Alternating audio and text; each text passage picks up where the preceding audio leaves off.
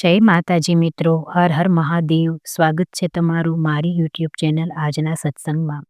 આજના વિડીયોમાં આપણે જાણીશું કે જ્યોતિષશાસ્ત્ર અનુસાર ગુરુ ગ્રહ એટલે કે બૃહસ્પતિ જો આપણી કુંડળીમાં નબળો હોય તો તેનાથી થતી સમસ્યાઓ અને તેના સરળ ઉપાયો. જો તમને મારો વિડીયો પસંદ આવે તો લાઇક, શેર અને સબસ્ક્રાઈબ કરજો.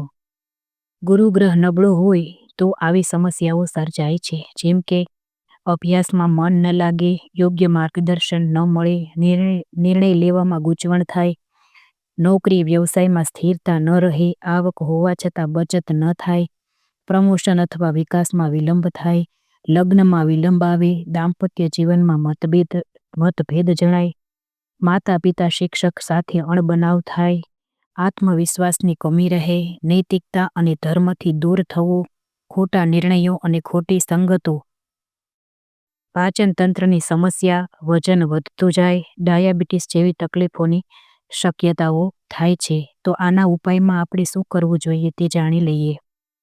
ગુરુ ગ્રહને મજબૂત કરવા માટે ગુરુવારના દિવસે વ્રત રાખવું, ભગવાન શ્રી વિષ્ણુ અથવા દત્તાત્રેયની પૂજા કરવી, ઓમ બૃહસ્પતે નમઃ મંત્રનો 108 વાર જપ કરવો, ગુરુવારે પીળા કપડાં, ચણા દાળ, હળદર, કેળાનું દાન, ગરીબ બાળકોને શિક્ષણમાં સહાય કરવી, બ્રાહ્મણ અથવા ગુરુ સમાન વ્યક્તિને આદર આપવો, પીળો રંગ વધુ ઉપયોગમાં લેવો, સાત્વિક અને શુદ્ધ ભોજન કરવું, દારૂ માંસાહારને ટાળવો, ગુરુવારે પીળા વસ્ત્રો પહેરી ગુરુવારનું વ્રત કરવું અને એકટાણું છોડો ત્યારે ચણાની દાળ ખાઈને એકટાણું છોડવું, મહાદેવને ચણાની દાળ અર્પણ કરવી અને પીળો પોખરાજ કોઈ જ્યોતિષની સલાહ લઈને ધારણ કરવો જોઈએ.